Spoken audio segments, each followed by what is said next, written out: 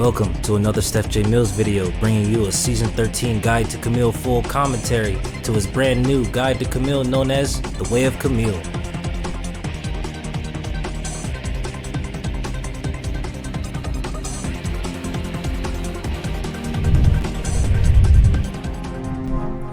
Well, it looks like Steph J Millz surely had a supercharged makeover over the course of time, didn't he?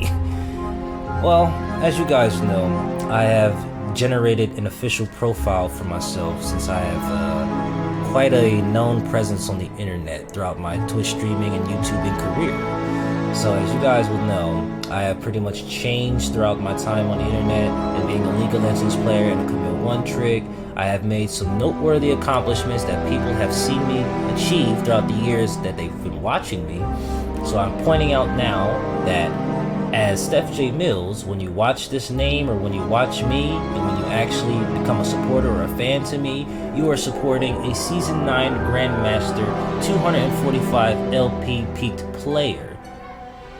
Not only that, you're also supporting a 500 million Mastery 7 Kamille One Trick. If you've actually seen or done research where it says that I'm ranked number 7 under the highest Mastery Point Kamille players in the world, I, on my main account, achieved up to about 3.6 million mastery from just playing Kamille all the time whenever I log into League, and just never putting her down ever since I touched her. And there are at least 4 other accounts that I actually decided to do the math on and add the mastery points from each of those accounts, because I have reached Mastery 7 on 4 different accounts with just playing Kamille only, and I have at least over 500,000 mastery points on each of those accounts. And I also did the math on my Twitter page. So on the side, I have about 1.5 million mastery points to add in total to the 3.6 million mastery on my main account, and that leaves me with well over 5 million mastery points on just Kamille alone as a player in League of Legends. So you're supporting a very, very experienced Kamille One Trick for sure. I am also a Kamille content creator, as you can see on my Twitch channel, which is twitch.tv/StephJMillz. That's where you can originally find me when I was originally live streaming and just playing Kamille and just playing the League of Legends game just the way it was intended to be played before I just evolved and became the Kamille. This awesome Kamille that people just want to see every day of their lives. Where is the Kamille content, Steph? Where are you, man? Where are you at? Where have you been at? Because this is too much stuff that you've just been throwing out to us, but we just been waiting to see Kamille gameplay only. Where is it, man? So the Twitch stream has nothing but Kamille content to offer to you guys now. And also, please take note that I am indeed a 10+ year League of Legends player. Cannot believe I'm able to say this, but I've actually played this game for well over 10 years of my life. Not only that, please do not mistake in the fact that just because I've played League for 10 years, that I'm a washed player or something like that, because I've kept up with the competition in the game. I've kept up with the competitive side. So I have joined Ranked back in Season 4 was when I started. And as you can see, I am now a 9+ year ranked solo queue player. So I'm pretty much a veteran in the game. The Kamille is a force to be reckoned with whenever you see him in ranked solo queue, because I do not duel with anybody. I'm pretty selfish, low-key. But at the same time, that's how I got better on my own, by just perfecting my strats on my own and just going through trial and error on my own. Then, of course, I looked at the feedback that I got from the people that was watching, and I appreciated it because it helped me understand myself even better from just an outside point of view. Last but not least, where is Kamille? Where can you find Kamille? I know that's a big question. People are wondering, where can I find Kamille? I just want to come to the channel. I just want to watch Kamille. I don't care about anything else, man. Where is Kamille? Well, when you come to the channel, be sure to look out for the title Steph J Millz the Kamille, which is the live Twitch stream, and that is League of Legends with Steph J Millz. I will have my mic on, I will have my cam on through my games. You will see me play a number of games depending on how much time I have on the stream and how much available time I have to continue being on stream. and you can just enjoy my presence on the stream and learn more about my strats with Kamille, learn more about what I do with Kamille, about me, and I get to personally teach you some strats if you're playing the game as you see me live streaming as well on the side. The Sessa stream, Sessa, the Book of Kamille, there's another live Twitch stream. That is the League of Legends Kamille only gaming. I will take off my mic, take off my camera, and you will see League of Legends on stream. You will see Kamille on stream, and that's all you'll see. Just as you would want, right? I want to see Kamille, so a whole live stream dedicated to League of Legends Kamille taking over the Rift and showcasing the mobile fire guide to Kamille created by Steph J Millz.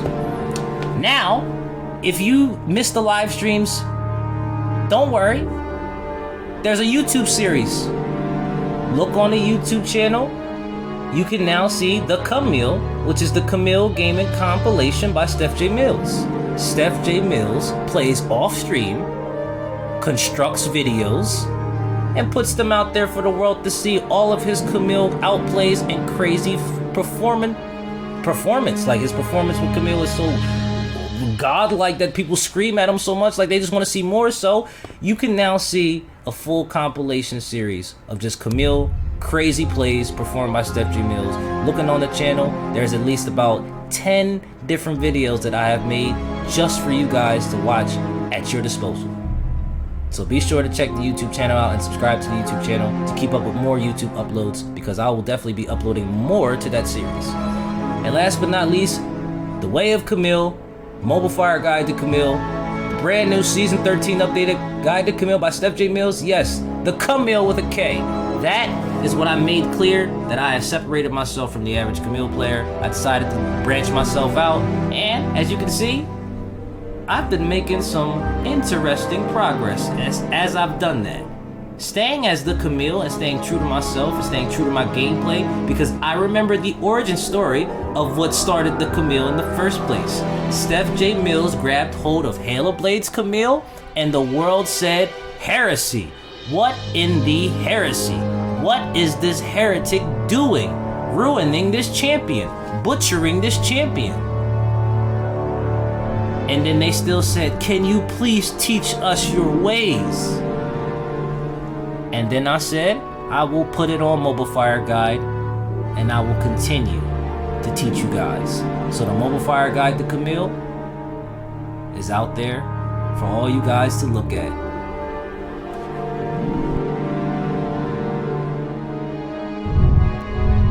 I'm going to be describing what is the Kamille. The big question that everybody has for me. What is this variation? What is this Kamille? What happened to Kamille? You ruined this champion. Some people scream that to me. You butchered this champion. It don't make no sense what you've been doing. Everything you've been building is troll. Everything is just off meta. Everything just doesn't make any sense. So can you just stop? To be honest, that's what it feels like whenever you just see me scream the Kamille. Can you just stop doing what you're doing? But let me get into details of what the Kamille really is. So, it's a self-made variation by ex-Grandmaster player Steph J Millz. In the midst of battle, Kamille in the hands of Steph J Millz embraces the Kamille influence, which increases the focus on attributes and feats to combat opponents during laning phase and dominate with no assistance. Theory-crafted builds that have successfully defeated champions and carried games are introduced on Kamille under the alias Sessa J Refami. You've been watching my streams, you've been watching my YouTube content lately. I've been playing under a different name aside from Steph J Millz a lot more than ever before, and that's what I've been doing a lot more of my testing and my strat building and strat testing from my Kamille guides and all the updating that I've been doing on my content lately through that account alone, because it gave me a fresh start with Kamille since everybody was familiar with the name Steph J Millz and familiar with that whole account. And every time I logged into a game, everybody saw my name, saw my stats, remembered the former rank. They also just knew how to just decide, well, Steph J Millz is what we decide to say, the best Kamille in North America. So what we decided to do is every time Steph J Millz logs into the game, tries to go into a match, we're going to either ban Kamille, we're going to pick Kamille, or we are going to literally camp his lane, we are going to pressure his lane, we're going to send more than one person at a time. And we're gonna just make it hell for him. We're gonna do our best again. We're gonna do the best that we can to stop the Kamille from winning the game, because we've seen what the Kamille can do. So the pros of being the Kamille, though, you have an improved early game because you are focusing on early aggression now. Because aside from the fact that Kamille was weak early game naturally, you can realize if you lose your fear of losing early game, given the fact that everybody has to play at a certain pace to their champion. Certain champions have to wait to a certain item before they can play aggressive. They have to wait to a certain level before they get a power spike. They have to get a certain item before they can just outright beat a certain champion, certain things like that. But as the Kamille, your experience with the champion allows you to see that all you have to do is just see where where the enemy champion makes a mistake at, and you could punish, and your early game is a lot stronger because all you're doing is just punishing them a lot easier with your champion. Kamille can punish champion a whole lot quicker than they can, aside from if she just deliberately makes mistakes. If Kamille does not make mistakes recklessly and loosely, then she can take anybody on. She is also extremely versatile when you're playing with this variation because there are different builds that you could make with her to basically hold your own through any situation in the game, whether it be difficult team comps, whether there are team comps that be too strong in team fighting, whether it be team comps that are just pushing lanes too strong that you actually just need to actually stay strong enough to match the laner so you can negate their split pushing the whole time. You also can discover some unique power spikes through these item combinations that you can perform with her. People underestimate certain items that you can build with Kamille, believing that there's just going to be down spikes and there's just ways that you'll just find yourself trolling in the game just by building a certain item on her that this doesn't make any sense to them. But when I build these items, I seem to make a whole lot of things work given the fact that I'm not playing recklessly with my champion. I'm still playing smartly. I'm still trying to perform better than my opponent. I'm just trying to see how I can perform a lot efficiently at lesser times, like at certain points in times of the game. If I'm able to become 3-0 in less than 7 minutes in the game when I go a certain item, or when I like go a certain build path, changing my keystones up, changing my runes, and changing my summoner spells, if I can find myself going 3-0 in less than 7 minutes, that's a plus that we need. Now make sure that you maintain map awareness at all times. When the game starts, look at the map, look at your team, look at the scoreboard, keep up with the pace of the game, so that way you don't lose your momentum and don't lose your morale. You keep updated with the game by keeping your eyes on the screen, keeping your eyes on the map, keeping your eyes aware of the pings that your teams are calling. If they're calling for objectives, you should follow up with those. If they're calling for you to split push, then you should go up with the split pushing. You should just be more and more attentive with listening to team communication, so that way the team can perform effectively and you can secure a win a lot effectively. Being a team player is more important as the Kamille, because sometimes when you're playing Kamille, you would find yourself wanting to just be a solo player, and I used to do that a lot myself. I used to be very selfish. I used to stay very, very solo-minded, and I used to just decide I'm just going to split push the whole time, and maybe by staying away from my team, maybe I'll be able to take the game myself. Sometimes I put a lot of blind faith in myself, but at the same time, that's not always good to do, because your team is always looking at you, especially when you're the one that's performing the best on the team, and they're still wondering why we're losing. Sometimes they're like, hey, our top performer is not with the team enough. That's why we weren't able to perform as good as we could have. We needed our star player, but our star player was too selfish and decided to split push, but their team was stronger than ours and they destroyed us, and then they took the game before our top laner could even take the game. So come on, be more of a team player, because I've been discovering that myself. You can still solo carry the games, because if you find yourself snowballing, you can take the game as a whole. If you're 3-0 in less than 7 minutes, then just keep on going. Do not lose that momentum. Keep on getting stronger. Take your laner out, and that way they will be useless through a number of time in the game. They will eventually come back in the game just by farming and scaling and just getting their core items. But you'll already be light years ahead of them because you already beat them before they could even get any of that. So that really will just make you so unrivaled to a point where they will just decide we just might as well ban Kamille the next game, because I don't want to get whooped like that again. But remember, there are still cons to being the Kamille. because you are still Camille. Don't forget that. Don't forget who you are and who you will forever be. You are still imperfect because I still slip. I can be 9-0 and one slip, one death, one casualty that I caused that gave them a big nasty shutdown goal costed me the game. I couldn't believe it. So I still cannot think that just because I'm doing so well and doing better than my team that I'm just gonna win regardless. Sometimes I really see myself being the fault. Remember, the casualties that you take in the game are very important.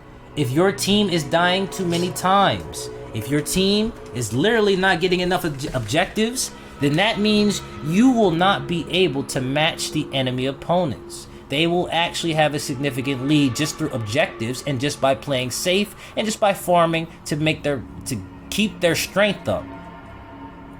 Now, you might not take a lot of casualties, which will be good, but everybody else that's feeding everybody else, you'll wonder why you're not strong enough, but it won't be your fault because they had an enemy lead. That's all they had because your team was not effective enough. I've been realizing that sometimes in my games, I'm wondering, I was doing so well, my laner didn't even kill me, but I still lost my turret because they still pressured my lane. I didn't get enough pressure from my jungler, they still took my turret, and that allowed us to lose a turret a lot faster. Sometimes you may also see yourself 1v5 in these games because maybe your team is just not effective at all. Maybe you are the only one that can really carry your team, and if they just perform just a little bit effective enough, if they just put their brains together just a little bit, then you could secure the win all by yourself, and you'll just know that you did it because you were the one that was most effective on the team, did the most damage, and literally had the most least casualties. You were the strongest, and all you just needed to do was just have your team line up accordingly. Remember, when you're playing as the Camille, I'm quite sure people will basically look at you and say, oh, you're not building like a regular Camille, so you must have watched Steph J Millz. The troll stuff Steph J Millz does and the troll stuff he builds, you must have watched him, so Smurf detected. They do know Steph J Millz is a Grandmaster peak player, don't they? So they're not necessarily learning from a troll player who was able to, you know, climb up the ranks by himself.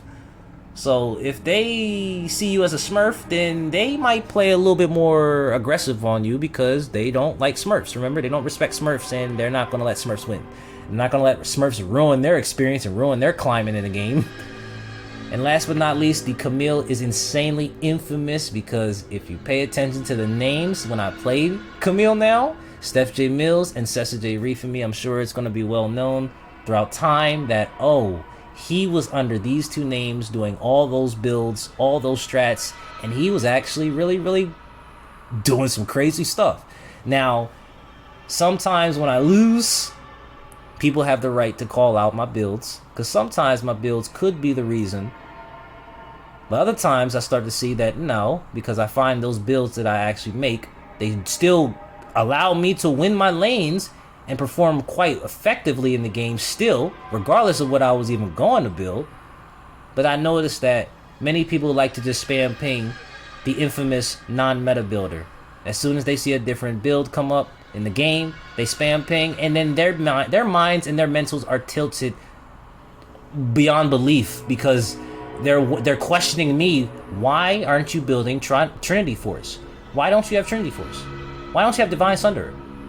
And they're questioning me so much that they don't even care what's going on in the game no more. They don't even care that they're losing. They don't even care if they're dying on purpose anymore. They're more focused at trying to get my mind right on building right with the champion. I have over 500 million I keep saying 500 million mastery. I have 500 million mastery points.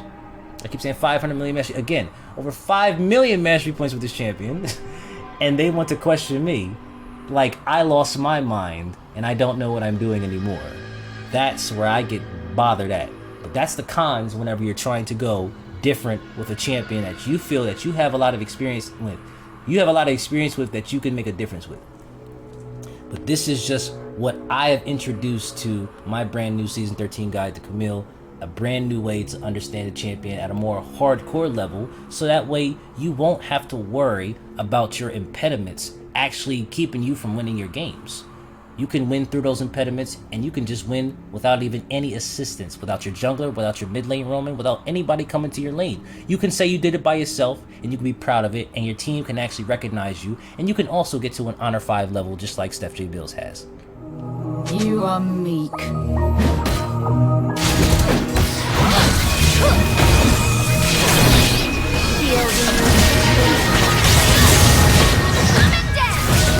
You have slain an enemy.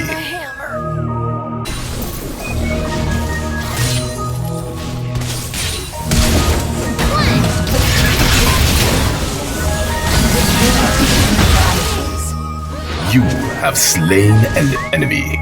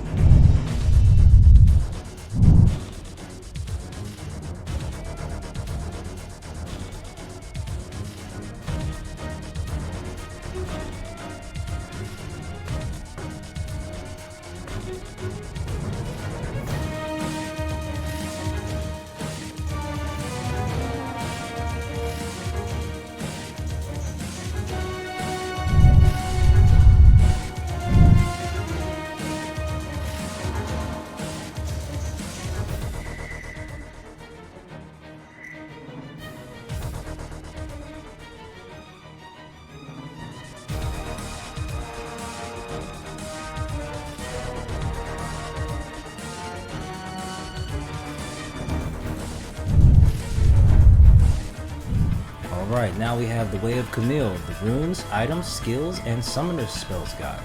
Now, we have a split between the generic Kamille and the Kamille, as you can see. So looking at the generic Kamille, which goes the regular flash and teleport, we can see that we always go press the attack, conquer, grasp the undying, and arcane comment. This is just to make sure that you guys still have the generic idea of Kamille, so that way you don't lose your mind with this whole Kamille stuff.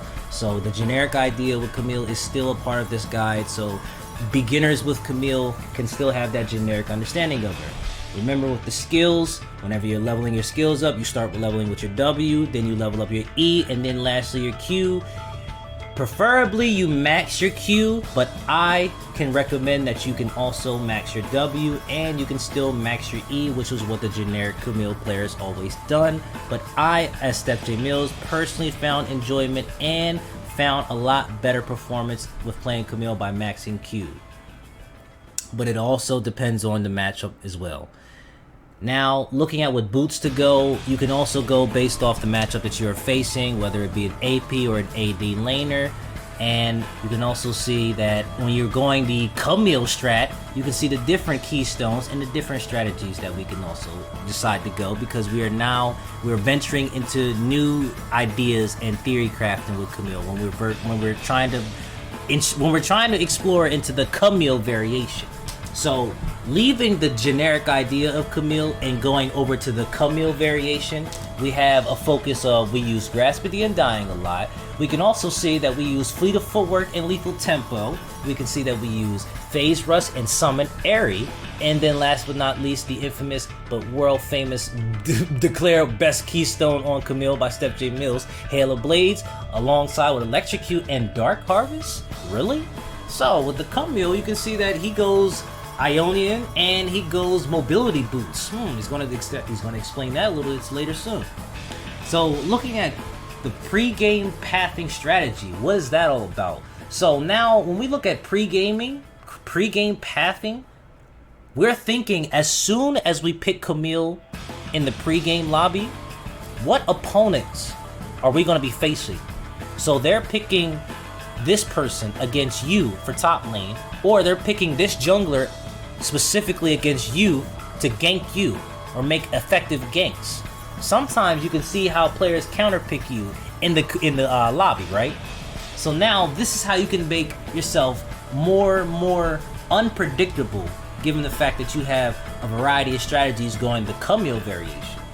So now when you see melee champions or carry champions in the top lane that you'll be versing, so your starting items that you would like to go Durand Blade followed by a Sheen Rush, and you will also want to have a Mysterious Focus and cooldown reduction. So Transcendence from Sorcery Rune page will most likely be recommended because cooldown reduction in general will be important with Kamille because it will lower the cooldown reduction for all abilities, especially her Q, and it will also increase her damage output because her Q charge will be reduced thanks to the improved cooldown reduction. So you focus on that whenever you're going against melee champions and carry champions that you can basically out damage after a certain point in time in the game, or when you get your certain items now. Then, when you're going against ranged champions or bruiser / tank champions in the lane or whatever lane that you're facing, sustain was a problem with Kamille. Regeneration was something that Kamille lacked. There's champions in the game that can basically outlast you in the lane, can push you out of lane, shove your wave to your turret so much to where they can force you back so much and press your lane and take the base without you being able to perform any like comeback. Like, it doesn't seem like they needed anything else to help them. Their champion alone was just able to just outright beat you in the lane. That's not fair, right? So, if you want to improve on your early game struggles, getting Durand's Shield along with Second Wind and Phage can help with early sustain problems. So you can find yourself getting some early tanky stats because you'll be focusing on improving your durability more, so that way you're not being pushed out of lane from being squishy. Your lack of durability can be another reason why you will be losing your lane a lot more than ever before. So improving durability against the tough bruiser tank matchups is important to keep yourself in the lane a lot longer. And those ranged matchups that can outpoke you in the lane and send you back a lot more and force your turret down. Those matchups will definitely see a turn of events when you're a lot more stronger and have more sustain to last. And last but not least, versus the counter matchups. Now, remember, one of the easiest ways to counter Kamille was always crowd control abilities. Anybody that has easy crowd control, like roots, stuns, knockups, or anything that can disrupt Camille's hook shot, that is very, very important with taking Kamille down and keeping her down. But if you notice that there are the players that like to max the hook shot a lot to make sure that she has her hook shot up at all times and is her primary engaged ability and her escape tool, number one way of making sure that that ability is most effective is having Tenacity pre-built on Kamille as her stat. So having Tenacity alongside having hook shot maxed, you'll have hook shot up for a lesser time, or for a reduced time, given the fact that the cooldown is improved every level. And if you maximize on cooldown reduction and having Tenacity stacked up as a stat on Kamille, you will find yourself being pulled out of those struggling roots and stuns a lot faster. And if you can pull the CC trick, the hook shot trick, where you can pull yourself out of all CC, Tenacity helps with that vastly, because you'll be able to react a lot faster whenever you're stunned or rooted, and your hook shot will be able to react a lot fast too. Core mythic items that you will always want to be mindful to go. Divine Sunder, as always. Divine Sunder is most recommended to go on Kamille because it is the most effective item, and it grants her the most damage It grants her the most damage spike whenever she uses her max Q. A max Q with Divine Sunder already on her, she's a force to be reckoned with. Trinity Force is not as powerful as it used to be on Kamille, and given the fact that Divine Sunder was basically overpowering Trinity Force outright, now Trinity Force is still effective on Kamille because the item itself is still noteworthy as it works with Kamille, because it does scale her damage up in the midst of battle. So it is a scaling item whenever you are actually trading or fighting with your enemy, because when you scale with the game as Kamille, you will actually eventually outscale most champions in the game. Some items just help with that a lot faster. I have been personally testing Eclipse and Muramana combined together because I've actually been trying to find some strats where I can find myself having legendary items that are actually equivalent to mythic items. So you can find me going items builds where I don't even have a mythic item on, but I have the legendary items that give me the certain power spikes that are actually equivalent to a mythic item alone. Now, if you look at the suggested legendary combinations to go, whenever you have your mythic item, whenever you're just interested in seeing what legendary items are actually pretty good on Kamille as a whole, Sterix Gauge, Ravenous Hydra, Death Stance, you can call it like the carry killer, you can see that that kind of item strategy, that item build right there is a generic build with Kamille because you can see yourself going that item build with any Kamille build. You've been playing Kamille for a long time. You probably found yourself going Sterix Gauge or Ravenous Hydra every time, so this is just muscle memory to keep on going the same item. It doesn't really matter because once you get your mythic item, you can be very customary with the situation in the game. You can also see yourself going something like an anti-tank build, like going Blade of the Ruined King, Titanic Hydra, or even Kraken Slayer. I was actually personally suggested to go Kraken Slayer on Kamille, and I've actually found it to be very, very effective as an item on her. So I do recommend Kraken Slayer as one of the items you want to build on her whenever you are looking at what legendary items to build after mythics.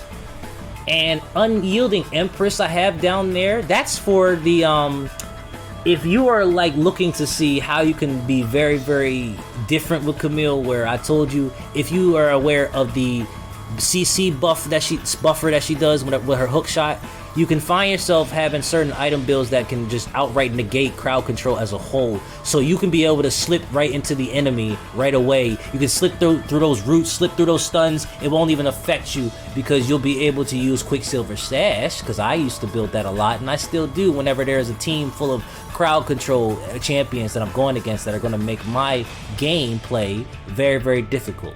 So I find myself going that. Then you can go an item like Guardian Angel if you find yourself possibly being focused too much in team fights and you want to live long, and if you want to be able to dive the carries a lot better. Then you can go Edge of Night, so that way you can be able to negate one ability whenever you dive into an enemy champion or dive into the team, so that way you're not blown up right away or you're not caught in something right away, so you give yourself a free opportunity to make another decision before something happens to you. Now, there are also personal challenges that I actually put as part of being the Kamille. Whenever you see me play, whenever you see me live stream and see how I perform with Kamille, I have personal challenges that I keep mentally in my own head as I'm playing Kamille in my lane. I personally want to gain first blood, or I want to gain first kill on my laner without assistance. So you will see me be able to gain first blood, or you'll see me be able to gain 3 kills up on my laner without even calling my jungler, without even calling any of my teammates to even roam to my lane. I can do it all by myself because that's how strong Kamille really is when you're experienced with her to know. I also have a challenge to have my mythic item by 20 minutes or less. That lets me know that I have been doing very, very well in the game if I'm able to have it in my bag in less than 20 minutes. If I'm able to farm good, if I'm able to get good amount of kills in the game, or if I'm able to just perform well throughout the map, where I'm able to support my lane, support my teammates throughout the game, being able to come through with some objective plays and stuff, and supporting my jungler, supporting my laners across the game, so that way I can find my lead and be able to get my items a lot faster. And I also want to make sure that I limit my personal casualties at all times. I'm not a flawless player. I still make mistakes just like any player out there. They will never want to just admit it on camera in front of everybody's face, but man, I will 100% admit that I still have my personal casualties. I still have my slip-ups. I still miss those hook shots, man. I still see myself slip and fall. I still see myself losing the game from just 1 death compared to the 20 deaths that my teammates had all together. I still couldn't believe 1 death could really cost us the whole game from just me. And I'm looking at everything that they're doing like, you gotta be kidding me, man. My casualties are more impactful to my team. Unbelievable. But yes, I want to limit personal casualties at all times so that way I can see my victory and see myself come through and pull through for my team, so they can know that, A, any game is winnable when you have the right mental. Mental is key, guys.